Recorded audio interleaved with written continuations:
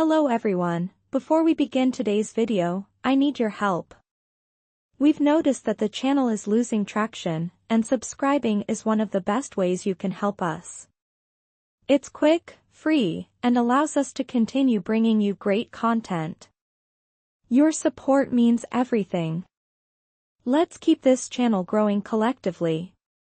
Where are you watching from? Drop your city or country in the comments below. Thank you very much. Now let's return to our main character. The glass doors of Weston International slid open. A man in a tailored suit walked, inches polished, expression carved from ice. Ethan Weston. Millionaire CEO. The man who went through assistants like broken pencils. No one lasted a month. No one dared to cross him. Until today. Because in that same lobby, pushing a squeaky mop bucket, was Clara Hayes. Her shoelace was untied. Her hair bun leaned sideways. And the strap of her faded cleaning apron slipped off her shoulder. She bent to fix the mop too fast. The bucket tipped. Dirty water spread across the spotless marble floor, inches away from Ethan's leather shoes. A gasp cut through the lobby. The receptionist froze mid-sip of coffee. Two analysts whispered, "She's done. He'll fire her on the spot." Clara's cheeks burned. She dropped to her knees, scrubbing furiously, muttering to herself, "Not today, please not today." A shadow loomed over her. The air felt colder. She looked up. Ethan Weston. Arms crossed. Eyes sharp as a blade. "You call this cleaning?" His voice was low, measured. Clara swallowed hard. Her hands trembled, but her eyes refused to drop. It was an accident, sir. I'll fix it." "You already failed," he replied. The entire lobby went silent. Even the ticking wall clock sounded louder. Clara tightened her grip on the rag. For a second, she considered apologizing and running. But then she whispered, almost to herself, "If you'd let me finish, you'd see it's not a failure." Ethan tilted his head. "What did you just say?" Her heart pounded in her chest. Every pair of eyes locked on her. This was a moment no cleaner should ever survive. Clara stood up, water dripping from her gloves, meeting his icy stare with defiant eyes. And the next words out of her mouth froze Ethan Weston mid-breath. The rag dripped between her fingers. Clara's voice shook, but her eyes didn't. "I said it's not a failure. Look closely." Ethan frowned. The crowd leaned in. On the marble floor, where the dirty water had spread, Clara's scrubbing revealed something unusual. A crack in the tile. Hairline. Barely visible. The water had pooled right inside it. "If I hadn't spilled," she said softly, "no one would have noticed this. Sooner or later, the whole tile would have shattered. Right here. In your precious lobby." A pause. Ethan's jaw tightened. The receptionist almost dropped her pen. For the first time, the CEO didn't have an immediate comeback. He glanced at the floor. At her wet gloves. At her stubborn stance. Finally, he muttered, "Coincidence?" But his eyes lingered a second longer than they should. Clara exhaled shakily, bent down, and kept cleaning. Her cheeks still burned, but her pride stayed intact. Later that morning. The boardroom. Ethan sat at the head of the table, surrounded by executives in tailored suits. PowerPoint slides flashed numbers in the millions. Every voice tried to sound confident, but Ethan's silence weighed heavier than any chart. A crash outside the glass wall. The door opened a crack. Clara stood there, holding a tray of coffee. The smell of burnt beans filled the air. "Oh no," she whispered. One cup tipped sideways, dripping slowly down her apron. Muffled laughter spread across the table. Someone muttered, "Another week and she's gone." Ethan's icy stare cut across the room. "Out," he ordered. Clara froze. "Me? No. Them." His voice carried steel. Meeting adjourned. Shock rippled through the executives. Papers shuffled. Chairs scraped. In less than a minute, the room was empty except for Ethan and Clara. He stood, adjusting his cufflinks. "Do you enjoy embarrassing yourself?" Clara set the tray down carefully, hiding her trembling hands. "I don't enjoy it. But I'm good at surviving it." His brow arched. "Surviving?" She gave a small shrug. "Life doesn't exactly hand me silk gloves and champagne. Accidents, I've learned to keep walking through them." Silence. The city skyline glared behind him through floor-to-ceiling windows. For a moment, Ethan Weston looked less like a monster and more like a man who didn't know what to say. Then reached for the spilled cup, took a sip, and winced. "This coffee is awful." Clara's lips twitched. "Good. At least something matches your personality." His head snapped up. A beat of stunned silence, then against all odds Ethan Weston actually laughed. Short. Low. But real. Clara blinked. "Did I just hear that?" "Don't flatter yourself," he muttered, turning back to the window. But the corners of his mouth betrayed him. That night, Clara dragged her mop bucket across the empty lobby. Her shoulders ached. Her shoes squeaked. Yet her mind kept replaying the impossible image Ethan Weston laughing. She whispered to herself, "What's wrong with me? Why do I care?" The elevator dinged. She looked up.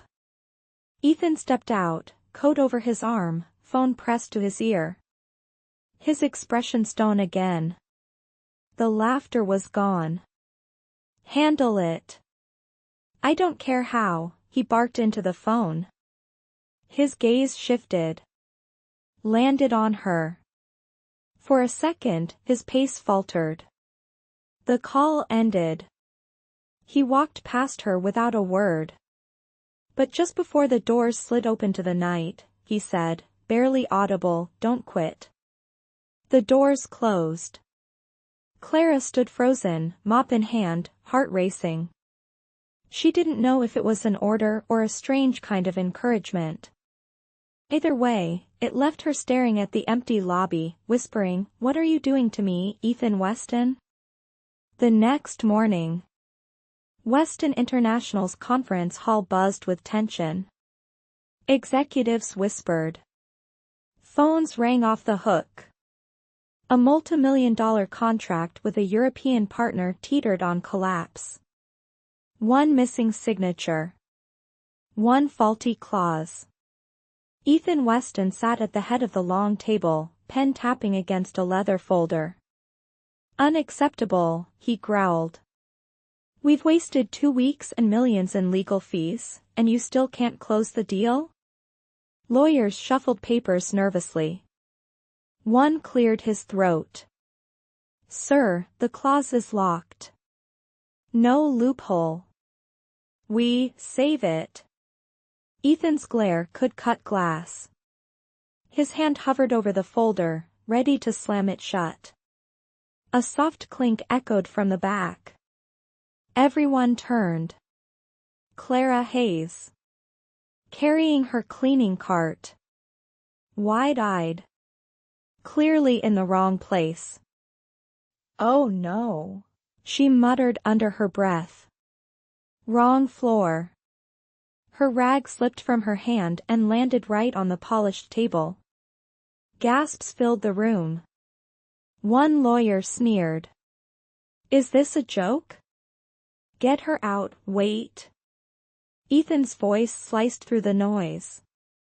He stared at Clara, eyes sharp. Why are you here? Clara froze.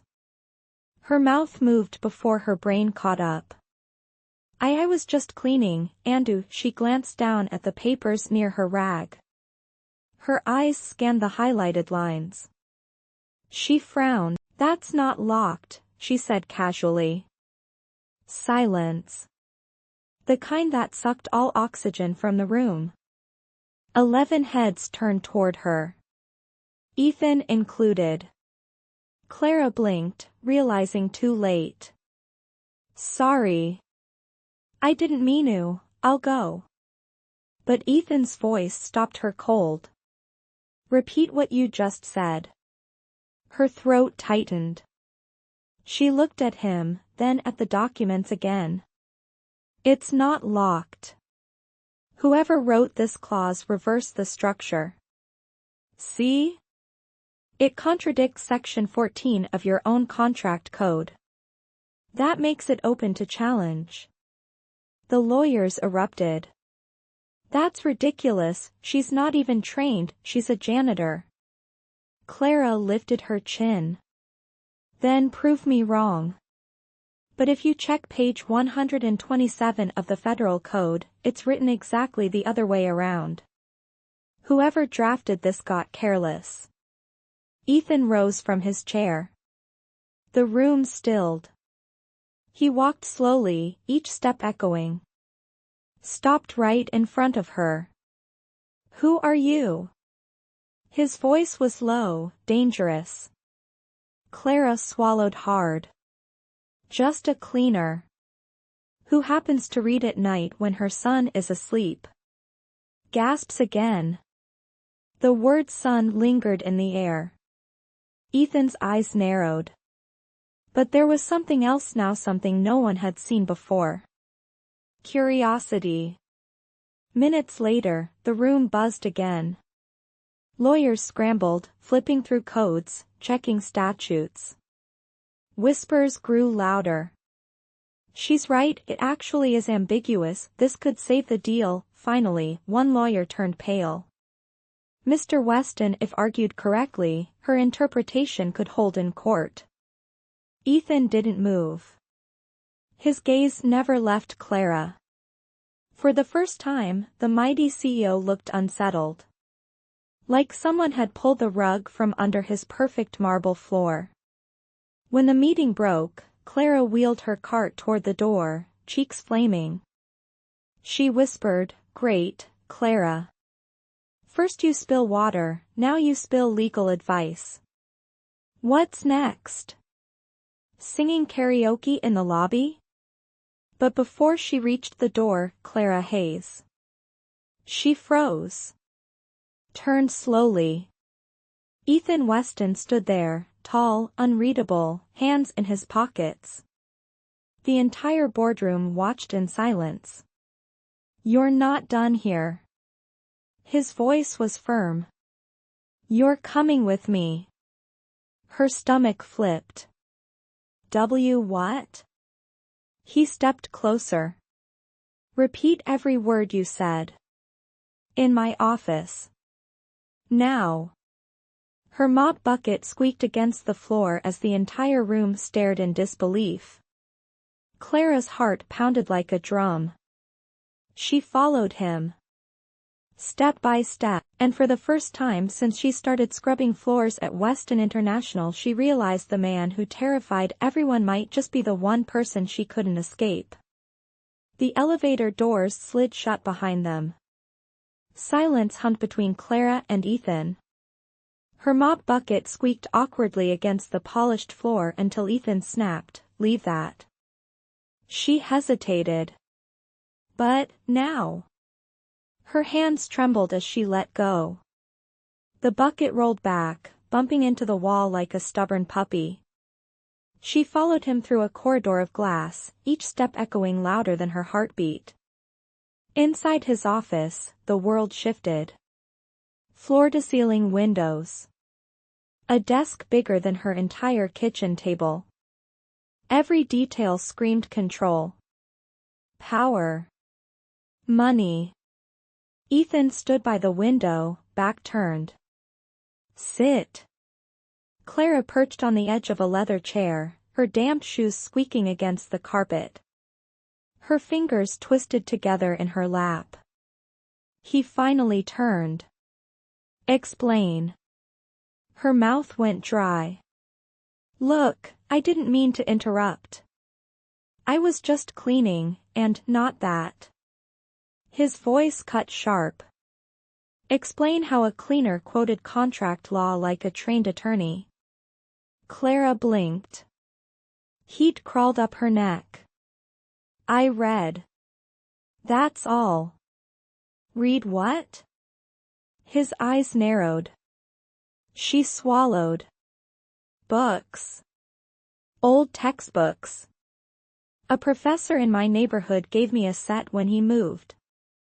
I read them one chapter at a time. After my son falls asleep. The word slipped again. Son. Ethan stilled.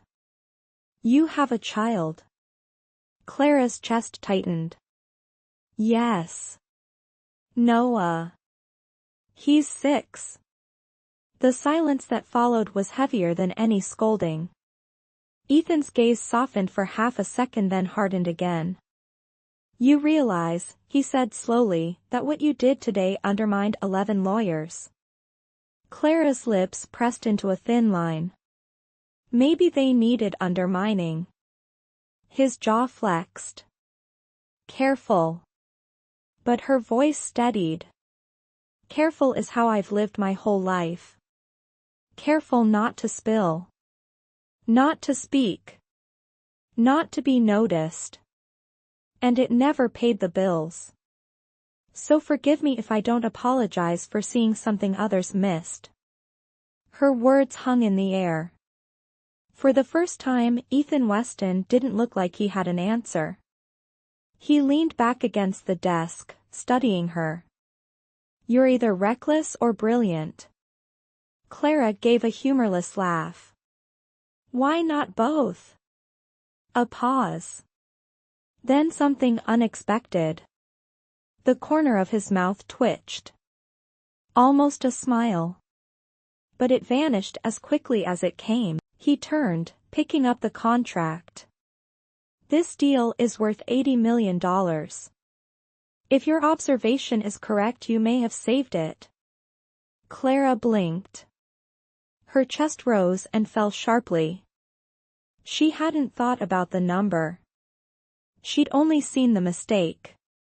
Ethan's eyes locked onto hers. Why cleaning? If you can read contracts like this? Her throat tightened again. Because law school doesn't pay for groceries. Or rent. Or asthma medicine for a little boy who wheezes at night. The room went still. Even the city lights outside seemed to pause. Ethan set the papers down slowly. For once, he didn't look like a man in control of everything. He looked like someone seeing a human being, not just a cleaner. Clara stood abruptly, heart racing. I should go. This is too much. She turned toward the door. But his voice stopped her cold. Clara Hayes. She froze. The weight of his tone pinned her in place. From now on, Ethan said quietly, you don't just clean floors. She spun back, eyes wide.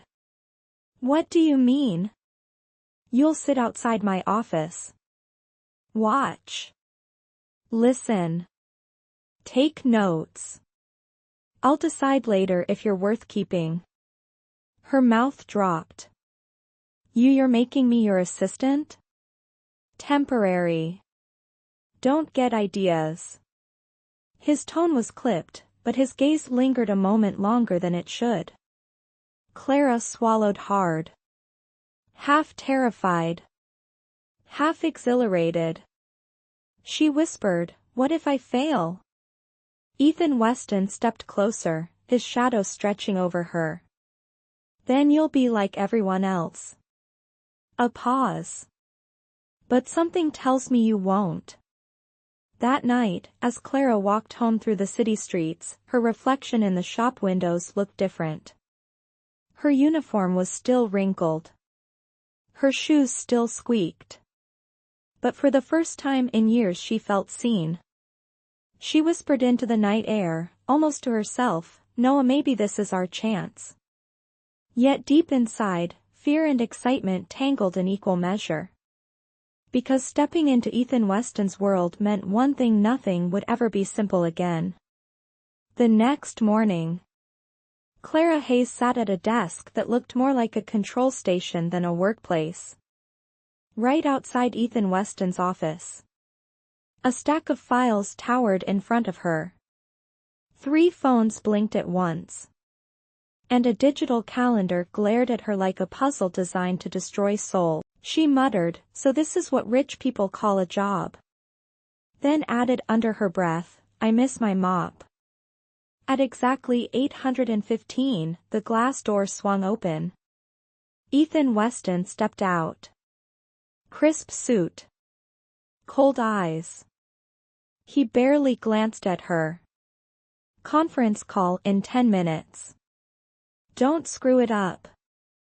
Clara plastered on a smile. "Good morning to you too, sunshine." He froze. For a split second, his brow lifted as if no one had dared speak to him like that in years. Then he recovered. "Professional, Ms. Hayes." "Try it." Clara turned back to the phone console. Her fingers hovered uncertainly over the buttons. The receptionist's warning echoed in her head, "Don't ever mess up Mr. Weston's calls." She pressed one button. Then another. Static. Wrong line. Panic bubbled in her chest. Finally click. Ethan's voice carried across the line, smooth and commanding. "Mr. Johnson, good to hear from you." Clara exhaled quietly. Crisis averted. But then her elbow knocked a stapler. It clattered to the floor. "Oops," she whispered. Inside the office, Ethan's head snapped toward the sound. His glare cut through the glass wall. Clara mouthed silently, "Sorry." By noon, Clara had created her own system. Green folders urgent. Yellow important. Blue can wait until the end of time. When Ethan emerged again, he paused. "What is this?" "Organization," she said proudly. "My way." "There already is a system." "Well, now there are 2. A little competition never hurt anyone." His jaw tightened. For a moment, he looked like he might explode. But instead he walked back inside, closing the door harder than necessary. Clara smirked. Small victory. Later that day, she peeked into his office. He sat at the desk, sleeves rolled up, eyes locked on a document. The skyline framed him in sharp daylight. For the first time, Clara noticed how tired he looked. The knock echoed too loud in the silence. Ethan Weston didn't even glance up. "What do you want, Ms. Hayes?" Clara lingered at the doorframe, fiddling with a blue folder. "You've been in here since morning. No lunch. No coffee. Not even water. You'll pass out before your millions do." Finally, his eyes lifted. "Cold. I don't pay you to monitor my diet." She held up the folder. You also don't pay me to notice your assistant forgot to send this contract back to the client. A pause. Ethan set down his pen. What contract? Clara stepped forward, sliding the folder across the desk. I found it under the printer, buried beneath 3 expense reports. If it hadn't gone out today, the client would have walked. He flipped through the pages. His jaw flexed once, then stilled. She was right. Clara leaned against the door, arms folded. Don't thank me. Just admit I'm more useful than a mop. His gaze lifted again, sharp, calculating.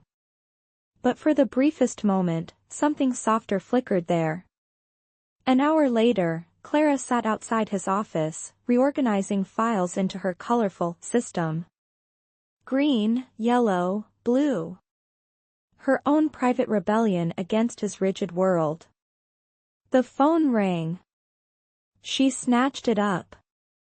Weston International, this is Clara. How can I make your day fantastic? A voice crackled. This is Margaret Weston. Clara almost dropped the receiver. Mrs. Weston? One moment please. She fumbled with the buttons, panic in her veins. But somehow she got it right. A click. Then silence. Then Ethan's tone, different, softer, almost human. Hi, Mom. Clara sat frozen at her desk, hearing only fragments through the glass wall. 3 minutes later, the call ended. Ethan's sigh filled the office. Deep. Heavy. She pretended to type, but her eyes kept drifting toward the closed door. Who was Ethan Weston when no one was watching? That evening, as staff hurried out of the building, Clara stayed behind to tidy the lobby. Her mop squeaked across the marble floor. The same floor where, days ago, she'd almost been fired. The elevator chimed. Ethan stepped out, coat over his arm. He paused when he saw her. You're still here. Someone's gotta make sure your kingdom doesn't smell like coffee and dust. His mouth twitched. Almost a smile. He glanced at the mop, then at her. You saved a contract today. Clara raised a brow. Don't sound too grateful. It might kill you. Silence stretched. But this time, it wasn't hostile. It was something else. He adjusted his tie, avoiding her gaze. Keep doing what you're doing. Clara tilted her head. That sounded suspiciously like a compliment. His eyes flicked to hers. Dangerous. Intense. Then, softer than she expected, don't get used to it. Later that night, walking home through the crowded streets, Clara replayed the moment over and over. The way his tone shifted. The way his eyes lingered. She hugged her coat tighter. This is crazy, she whispered. He's a millionaire. I'm me. But deep down, beneath the fear and sarcasm, a truth gnawed at her. For the first time in a long time, someone powerful had actually noticed her. And that dangerous thought refused to let go. The following morning, Clara Hayes arrived exactly at 7:59. She'd promised herself she wouldn't be late, not with Ethan Weston watching like a hawk. Her desk was already stacked with new files. Thicker. Heavier. Almost as if someone had deliberately dumped an entire week's work on her in one night. She muttered, he's testing me. Then louder, bring it on. At 8:10, Ethan's office door opened. He leaned against the frame, coffee cup in hand. You sorted those yet? Clara looked up from the mountain of paper. Half of them. The other half waiting for divine intervention. His brow arched. No miracles here. Just deadlines. She bit back a sigh. Fine. Green, yellow, blue. My system works. Even if you don't like it. He stepped closer, scanning her color-coded stacks. For the first time, his lips curved not quite a smile, but something near it. You're stubborn. And you're bossy. She shot back before she could stop herself. Silence. Then, unexpectedly, Ethan chuckled under his breath. Point taken. By midday, Clara sat typing a memo Ethan had dictated at lightning speed. Her fingers flew clumsily across the keyboard. Typos multiplied like weeds. He paced behind her, voice sharp. Faster, Ms. Hayes. Clients don't wait. I'm not a secretary, she muttered. You are now. Her hands froze. She turned, meeting his gaze. Do you always get what you want, Mr. Weston? His jaw flexed. Yes. She held his stare. Well, then today might be your first exception. A heavy pause filled the room. But instead of anger, his eyes sparked with something else, amusement. He leaned down, close enough that she could smell the faint trace of his cologne. You enjoy provoking me, don't you? Clara's throat tightened. Only when you deserve it.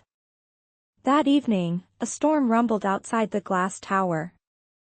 Rain streaked down the windows as the office emptied. Clara stayed, reorganizing files by lamplight. Ethan returned from a late meeting, tie loosened, expression unreadable. He stopped at her desk. You're still here. So are you, she shot back. Her fingers lingered on the green-labeled folder. This one urgent, right? I noticed a date mismatch on page 3. If it goes out like this, your client might accuse you of breach. Ethan stiffened. He snatched the folder, scanning quickly. Her words were true. Again. For a long moment, the storm outside was the only sound. Finally, he set the folder down. His voice was lower this time. Where did you learn to see details others miss? Clara hesitated. Life teaches you to notice cracks. Otherwise, you fall through them. His eyes locked on hers. The world outside blurred. For the first time, Clara felt his attention not as a CEO, but as a man. She broke the silence first. I should head home. My son's waiting. Ethan blinked, as if waking from a spell. You walk in this weather? Clara grabbed her worn coat. Umbrella broke last year. Haven't replaced it.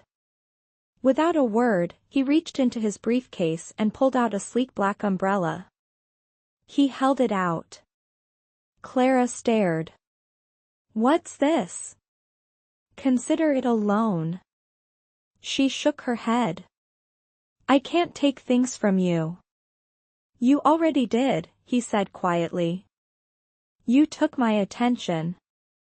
Her breath caught. For a moment, she couldn't move. Couldn't speak. Then, with trembling hands, she accepted the umbrella. Whispered, thank you. As she stepped out into the storm, the city lights reflecting on wet pavement, Clara whispered to herself, careful, girl. You're walking on dangerous ground. But deep inside, a truth she refused to admit burned brighter than the neon signs. She wasn't afraid of the rain anymore. Because somehow, Ethan Weston had already stepped into her storm. The storm had passed by morning, but Clara's heart still beat like thunder.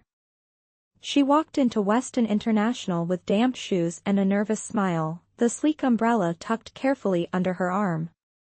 Her desk greeted her with another avalanche of files. Green. Yellow. Blue. She muttered, "Good morning, chaos." "Miss me?" The glass door opened. Ethan Weston emerged, looking sharp as ever except his eyes lingered on the umbrella resting by her chair. "You brought it back." Clara looked up, caught. "It's yours. I said I'd return it." A pause. His gaze flicked from the umbrella to her face, unreadable. Then, softer than usual, "Keep it." That afternoon, Ethan called her into his office. Papers covered the desk. Contracts, memos, deals worth more than she could imagine. He gestured to a chair. "Sit." Clara hesitated, clutching her notepad. "I'm better standing." Not a request. She sat stiffly, eyes darting anywhere but his. "You notice details others miss," he said finally. "Why?" Her fingers twisted together. "Because I can't afford not to. One mistake for me means rent unpaid. Medicine skipped. My son coughing through the night." Ethan's expression shifted. Not pity. Not disdain. Something else. "You mentioned him before," he said.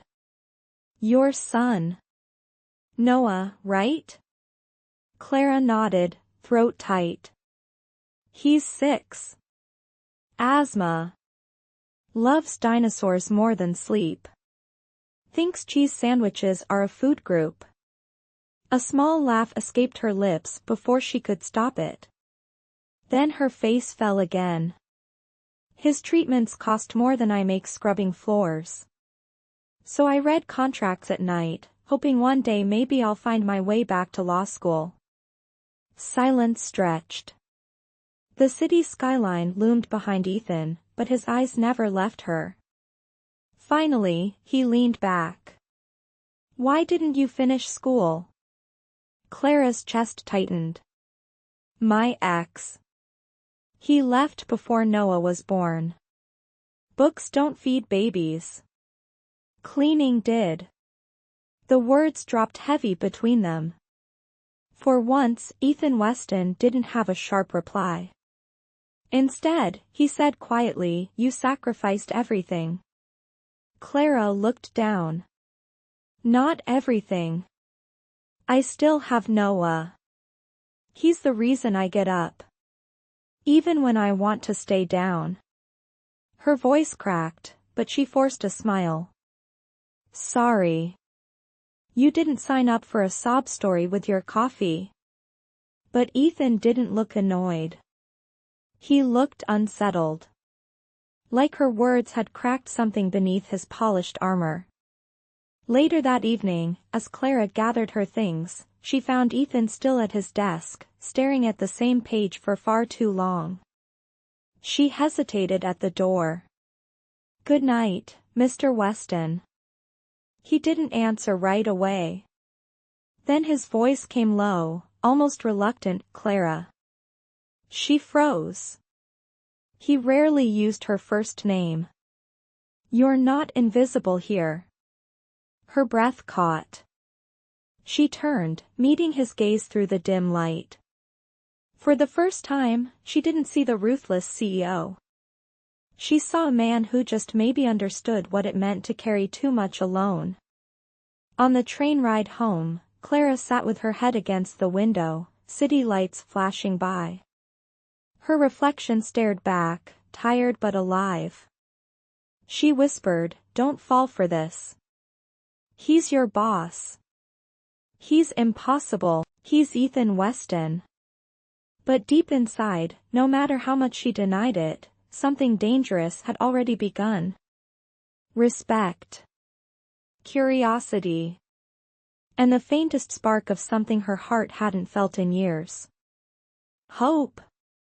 By the next week, whispers followed Clara wherever she went. In the break room. By the elevators. Even in the lobby where she once scrubbed floors.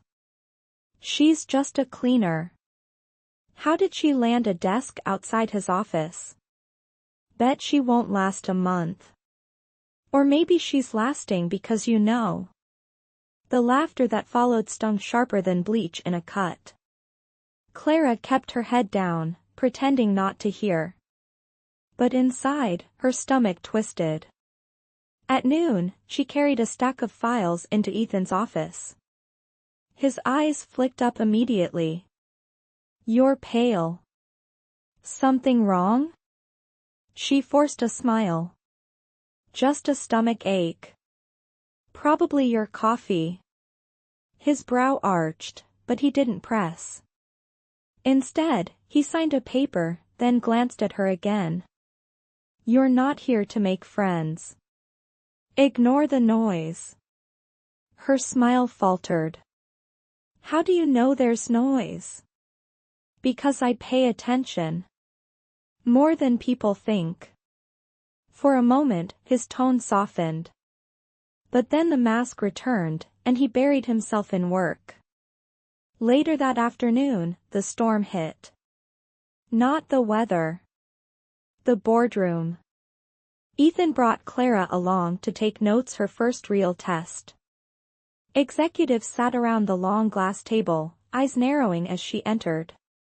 Meredith Kane, head of PR and infamous for her polished cruelty, leaned back in her chair.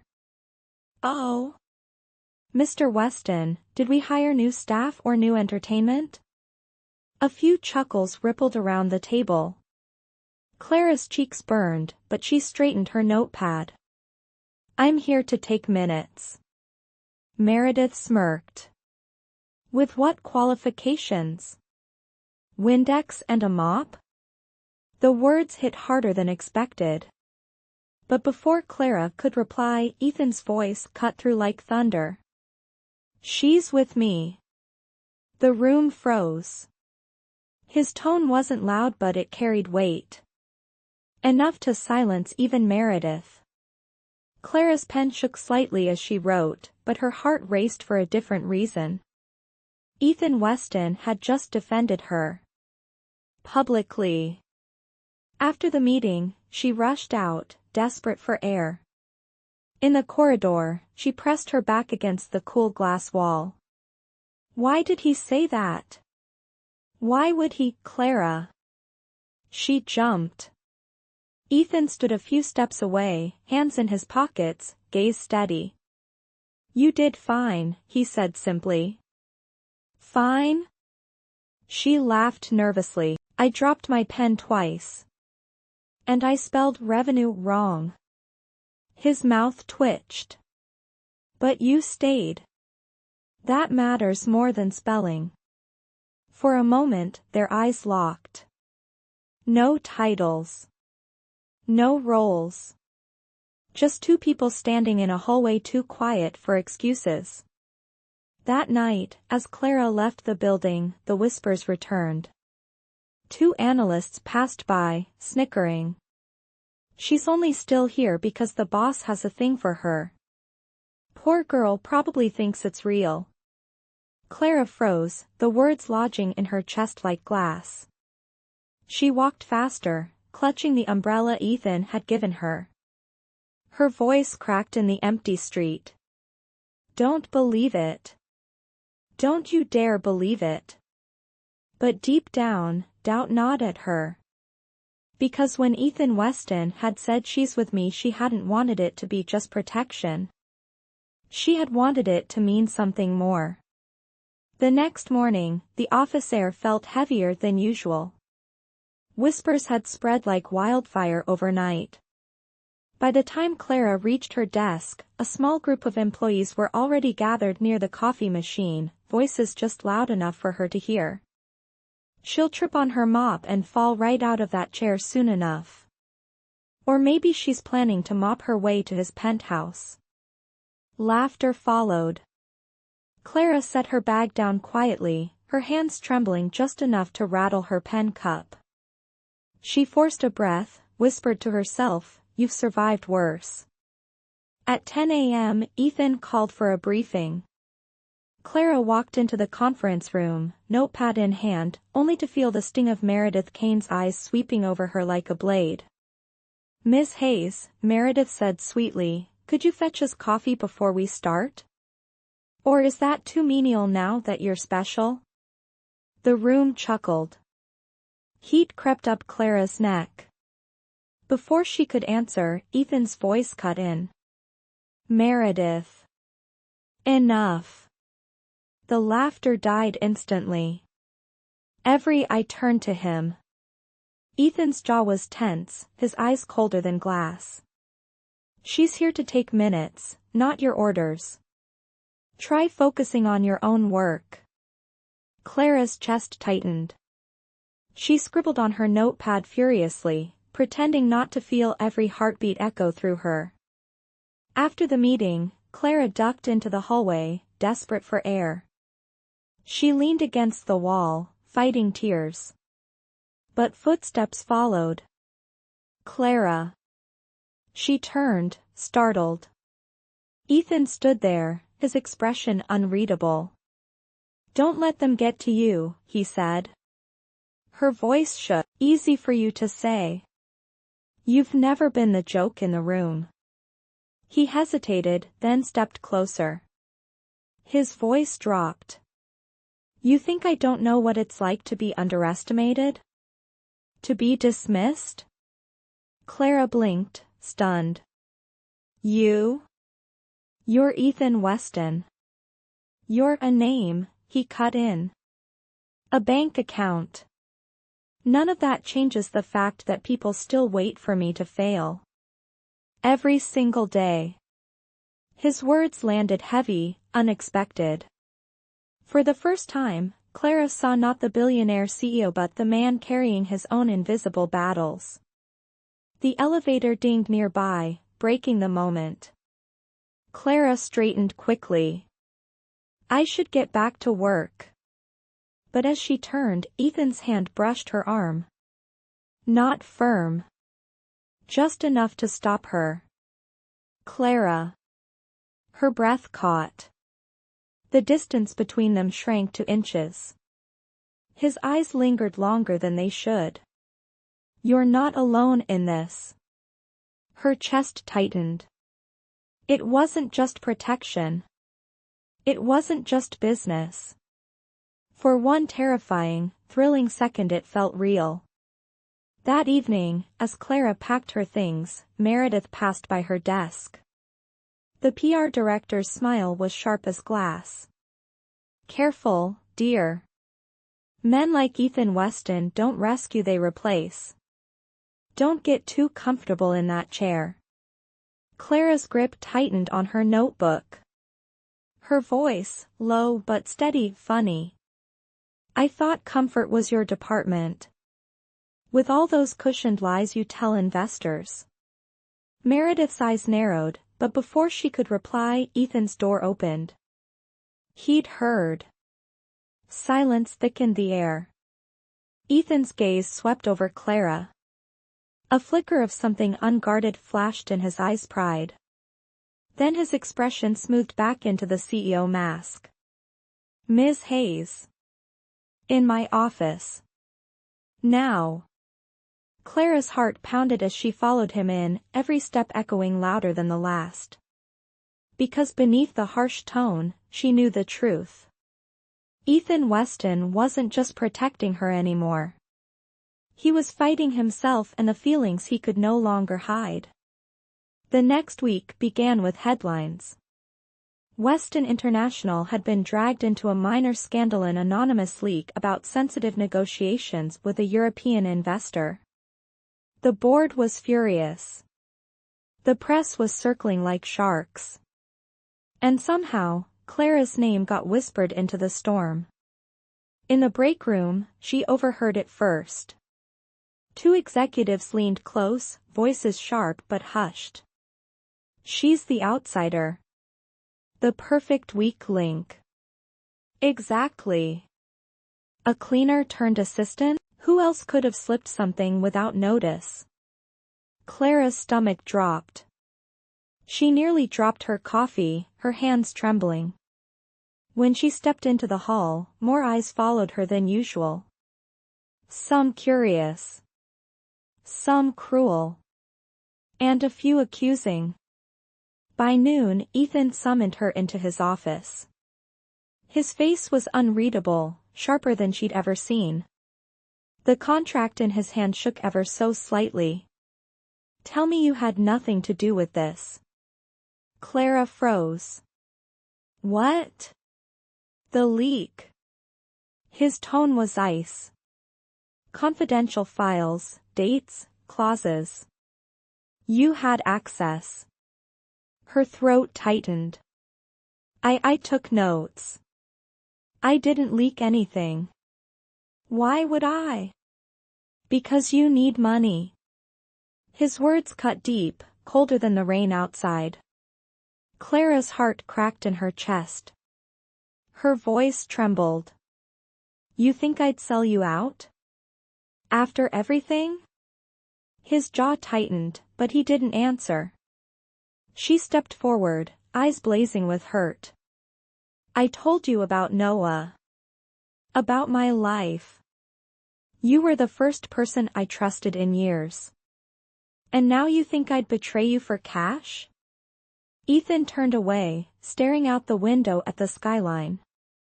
His silence said more than words. Clara felt the weight of it crush her. If he wouldn't defend her, then what did anything mean? She grabbed her notepad, hugging it to her chest like armor.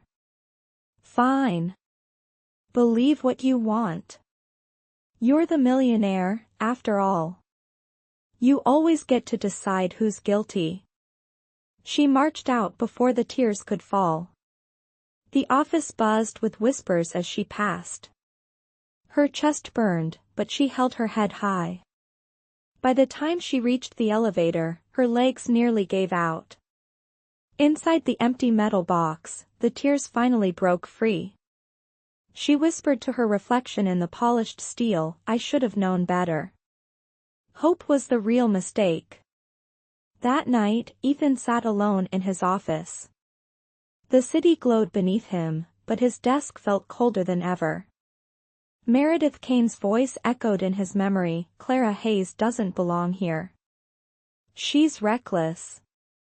A liability. He clenched his fists.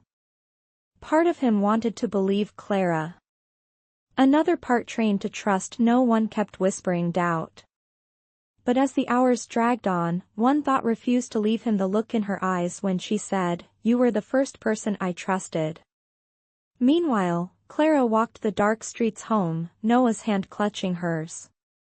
He looked up, his little voice curious. Mom, why are you sad? She forced a smile, blinking back the sting in her eyes. I'm not, honey. Just tired. But inside, her heart whispered a truth she couldn't tell him. She wasn't just tired. She was broken. Because Ethan Weston, the man who made her believe in second chances, had turned his back when she needed him most. 2 days passed. For Clara Hayes, they felt like years. She came into work with her head down, eyes fixed on her notepad, determined not to give anyone the satisfaction of seeing her break. But the whispers hadn't stopped. If anything, they'd grown sharper. Leaker. Gold digger. She won't last. Each word cut like glass. On Wednesday morning, Clara found herself back in the boardroom, not as Ethan's assistant this time, but as the scapegoat. Meredith Kane stood at the head of the table, slides flashing across the screen. All signs point to internal negligence, she declared smoothly. And Ms. Hayes here had unusual access to sensitive notes. A convenient suspect. The room buzzed with nods and murmurs. Clara clutched her notepad so tightly her knuckles turned white. Her voice shook, but she spoke anyway. I didn't do this. I wouldn't risk my son's future for anything, least of all a paycheck. Laughter rippled down the table. Touching, Meredith smirked, but hardly proof. Clara's chest burned. For a second, she thought of walking out, just disappearing. But then she remembered Noah's face. His small voice asking, "Mom, why are you sad?" Her spine straightened. "No. You want proof? Fine. Let's talk dates. Let's talk file history." The room stilled. Clara flipped open her notepad, her voice gaining strength. "This contract was leaked 3 days before I was ever given access. Check the server logs. My credentials weren't even active then." Gasps. Executives exchanged glances. Meredith faltered. "That doesn't mean, it means someone else had motive and opportunity." Clara's voice cut sharp. "Someone who benefits if this company looks unstable. Someone in PR, maybe?" The room froze. All eyes turned on Meredith. Her polished smile cracked for the first time.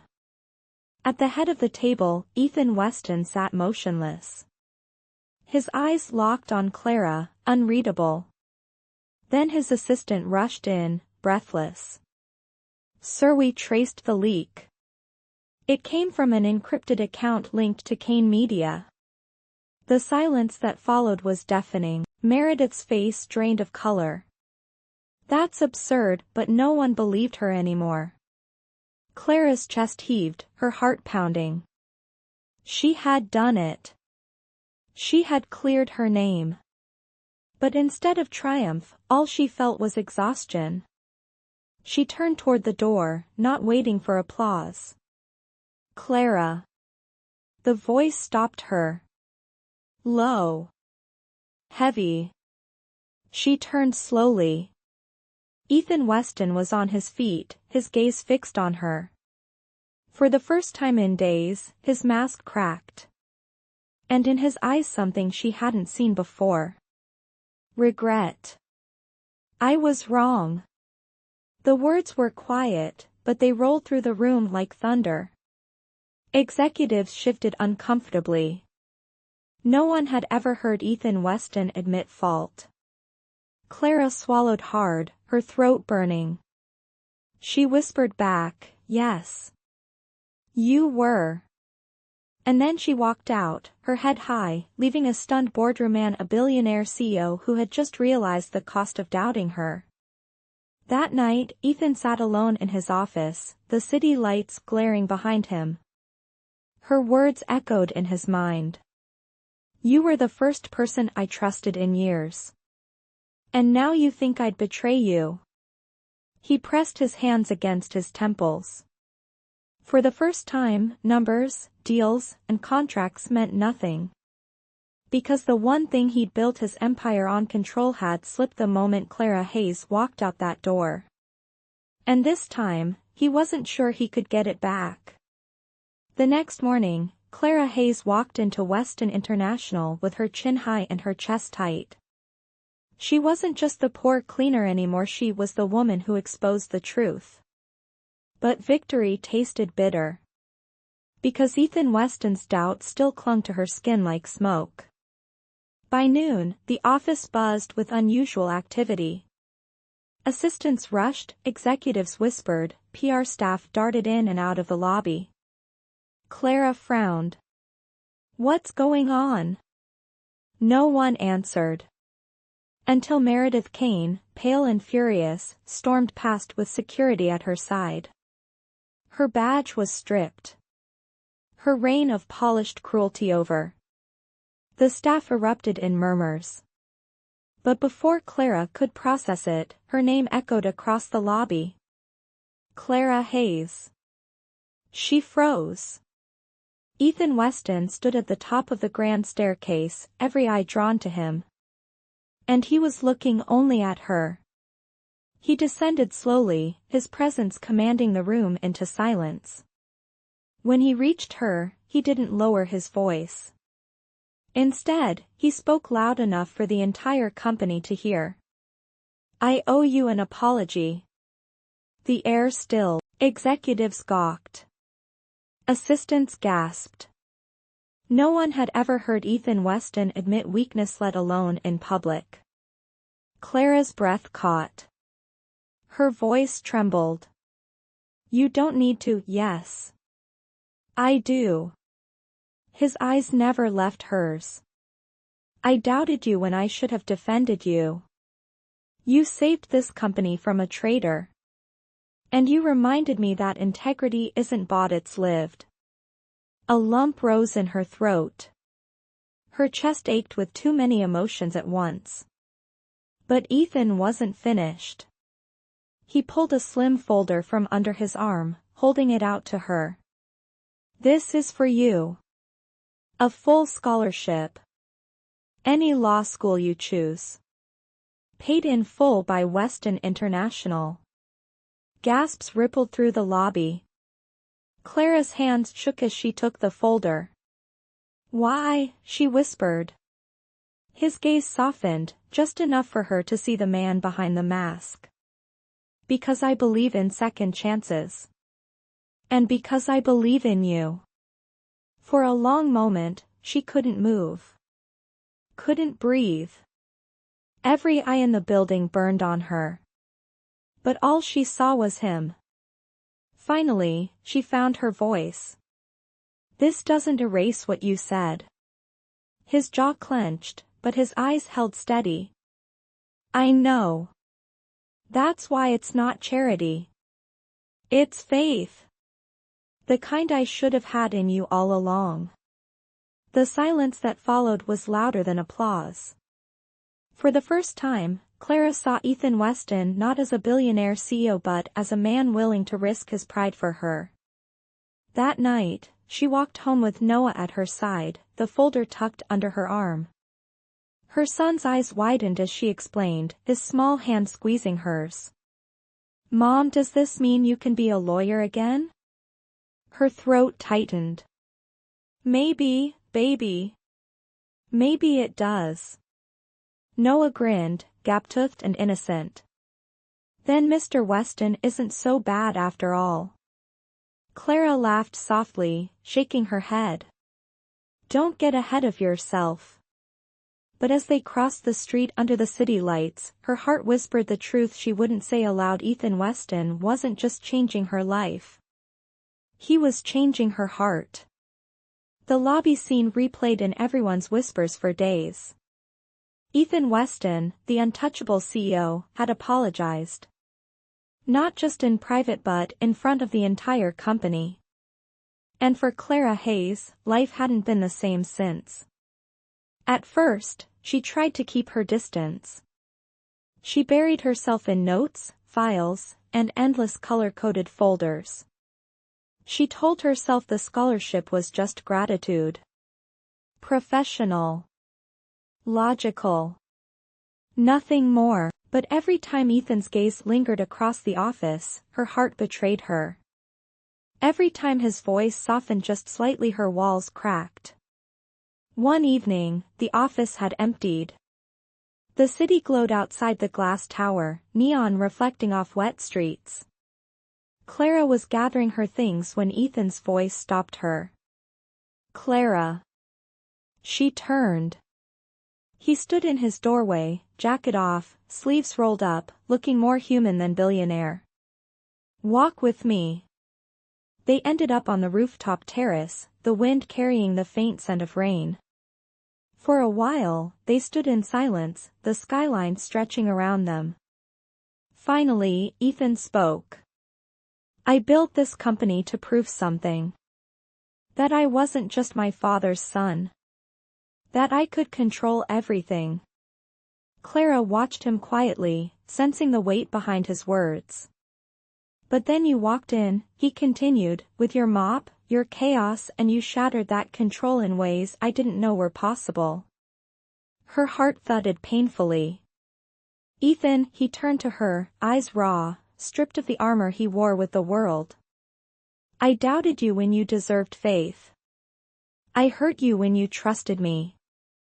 But I won't pretend anymore. Clara's breath caught. His words were dangerous.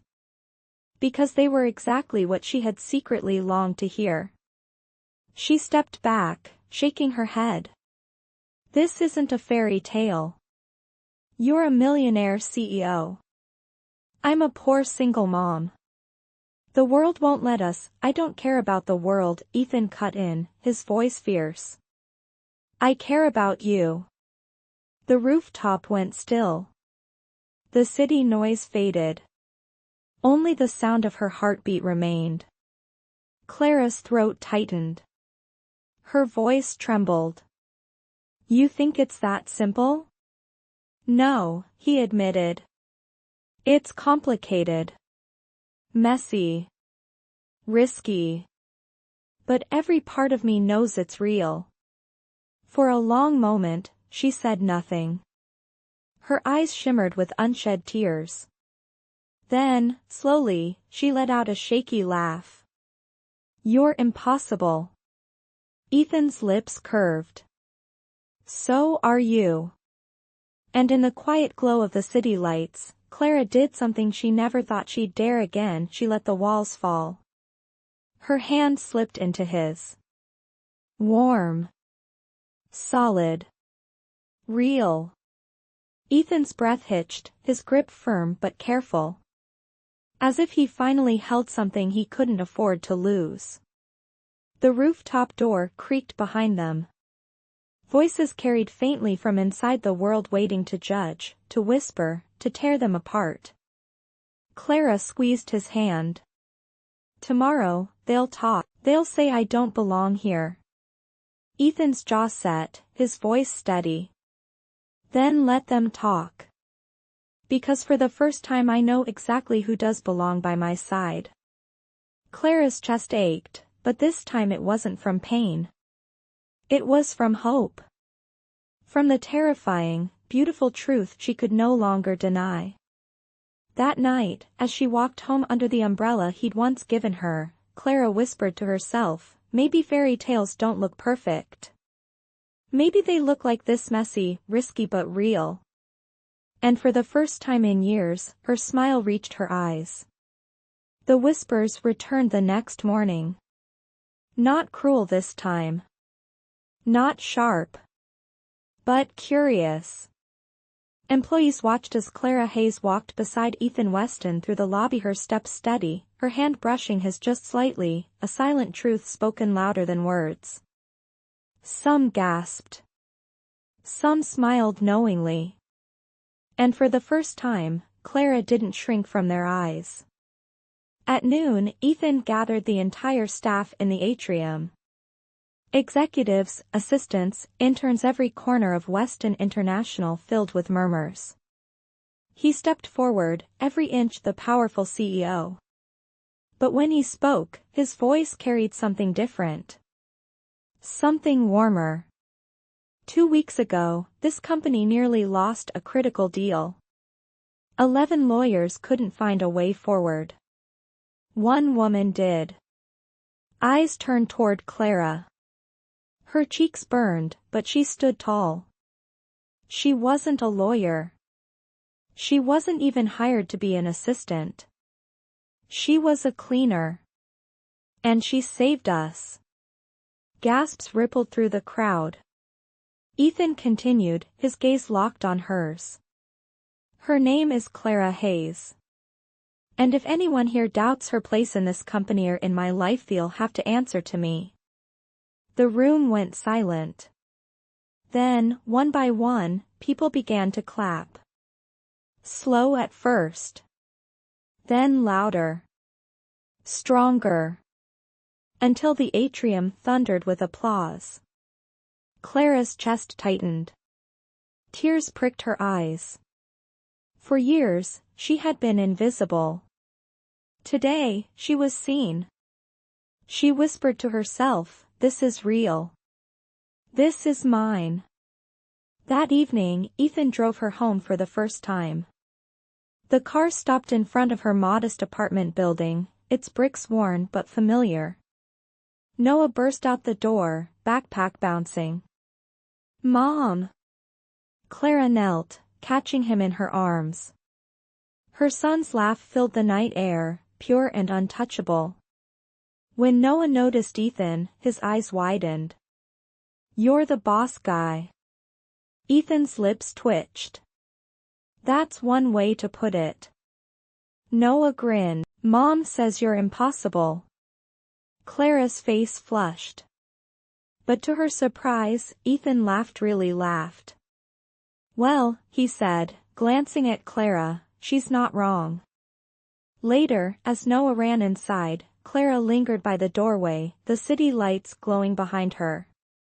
"You didn't have to come here," she said softly.